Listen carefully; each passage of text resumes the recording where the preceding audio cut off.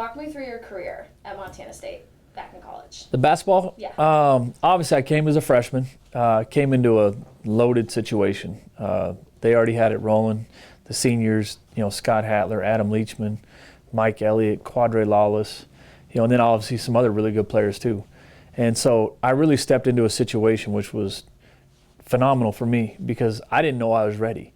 And I just came in and I'd been hurt my senior year, so I wasn't expecting to play. I was going to redshirt. And then come October, Coach Durham called me aside and said, the guys don't want you to redshirt and I don't want you to redshirt. And so thank God he did. And obviously it was a special year going to the NCAA tournament that year. And just being able to, and Nico Harrison too, I can't forget him, probably one of the most important. But, those guys, they taught me so much just as a freshman. I mean, I still remember Nico taking me to Perkins to eat, just me and him and talking and little things like that, made a huge impact on me and just the way, I was the rest of my career. Just playing that year and winning the championship and obviously, going to the NCAA tournament, like it gave you confidence. It gave you a confidence and it gave you something to strive for the next 3 years and to really press. And, obviously we didn't get back there. We got close a couple times, but, overall, I mean, it was awesome. So in the hiring process, did you kind of feel any pressure, I guess after you got hired as well, that you were on the team that was the last team to make it to the NCAA tournament? And now you're coaching at a school where your rival makes it just about every year.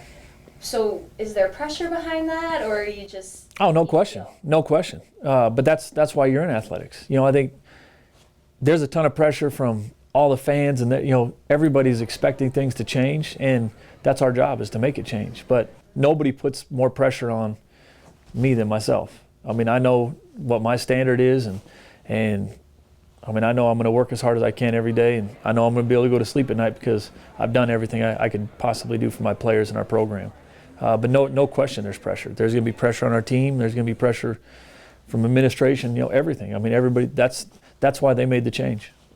What has your coaching experience been like graduating from college, all the stops you made, long time in California, Yep. back in Montana? What has that, whole experience kind of spoke to you to get you here? I think everything happens for a reason. And obviously I went to California to develop, to get out of, my comfort zone. And, obviously LA is a hotbed, Southern California is a hotbed for basketball, but just to meet different people. I would never have the connections that I do now if I would have stayed here the whole time. And it was really good for me to grow and just get away from everything. Family, you got to get on your own. And the people I worked with, from Coach Braswell to Dedrick Taylor to, to Brad Hughes when he was here, I've learned something and I've really taken something, how they ran their program and the cultures they developed. And, I'm going to take that into my own program. What's been the favorite program that you've worked at? Oh, you're going to get me in trouble. Careful. I can't. You can't say all of them.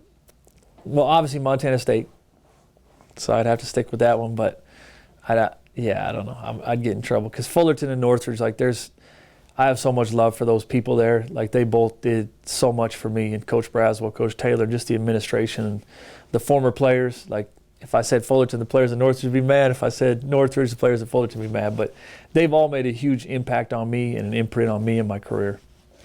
So since you can't say your favorite, how about we pick up on what do you think that you've learned from each program? Just like what is something different?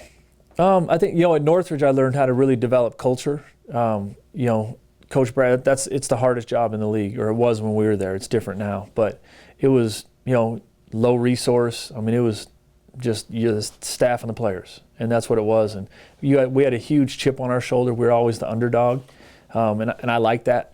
And then at Fullerton, very similar. It's not the top job in the league. Like there's other people that have better facilities and more money to recruit and things like that. And you develop that chip on your shoulder, but you also learn how to work without much. It doesn't matter. It doesn't matter if you're at Hawaii, Long Beach State, or at Northridge or Fullerton. Like everybody's trying to get to the tournament. So even if they do have more money than you and a better facility, it doesn't matter. You got to find a way to get it done. Okay, so who do you think has influenced you the most? Whether it's coaches, mentors, players, and since you graduated in your coaching tenure. Obviously my dad. My mom and my dad. Different ways. My mom obviously not so much athletically, but my dad obviously, because he was a football coach. And then Coach Braswell and Coach Taylor, excuse me, just like how much they took pride in developing me. A lot of coaches don't.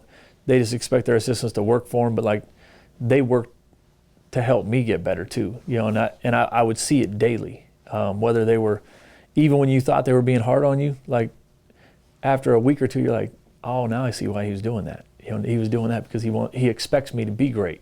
So I'd say those two, in the coaching profession, Coach Taylor and Coach Braswell. So when you were an assistant, what was your favorite branch of being an assistant coach, whether it was recruiting or operations, or what do you think was the best part about your assistant coaching? Probably recruiting. I was the recruiting coordinator at Northridge and Fullerton.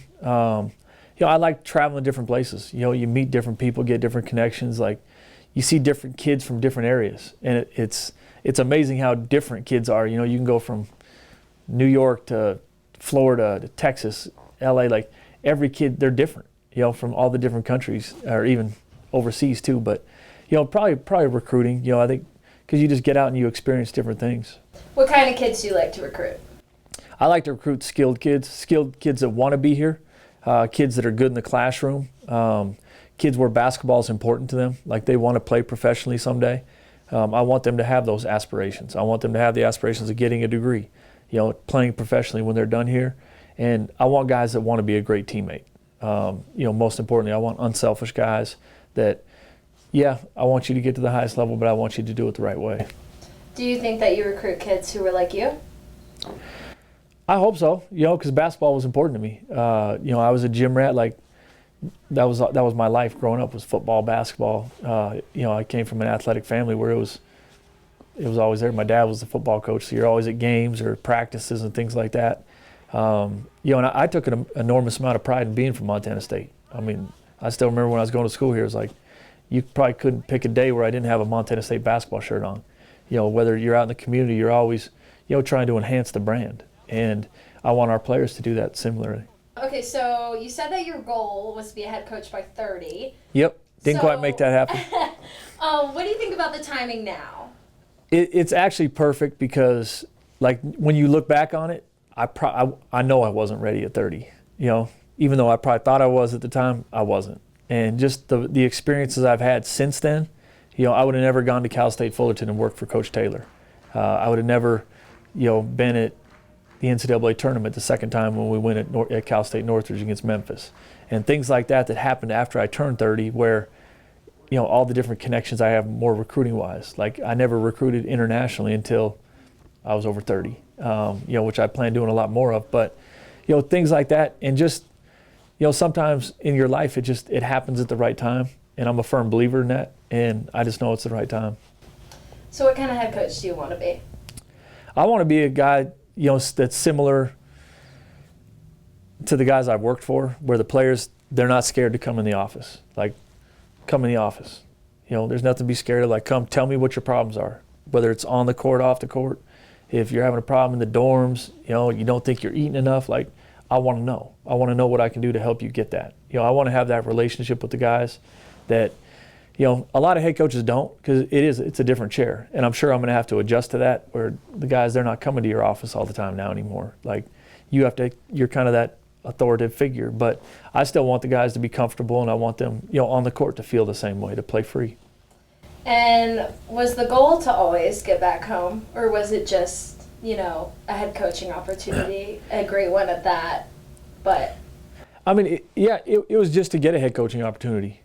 I didn't care where it was. I would have preferred it to be here, obviously because of my roots here. But I mean, I was just looking for any head coaching opportunity. There's only 352 of them in the Division I level, and so I mean, it's super competitive, and it's hard to get your foot in. I mean, there's some great coaches that have never even been a head coach, that never gotten the opportunity, and so that's something I don't take lightly. The emotions on Friday, and I've never seen as much emotion as you had. Kind of walk me through what was going through your head. Just, it's hard when you're like looking right at everybody and you're seeing your parents there, your sister, all her little kids there, my nieces and nephews, and then you see my two best friends from growing up, that went to school here, and you see your dad, like, then you just see all like the Bobcat fans that, they didn't have to come there on a Friday afternoon. There's better stuff to do than come see me. But they showed up, and that just shows like the support. And I hope our players showed that I want them to have that someday too, like those connections with the community and the fans here, because I think it's a special place, and there's not a lot of places like Bozeman that have, where it's just a complete college town, and you're going to be remembered forever.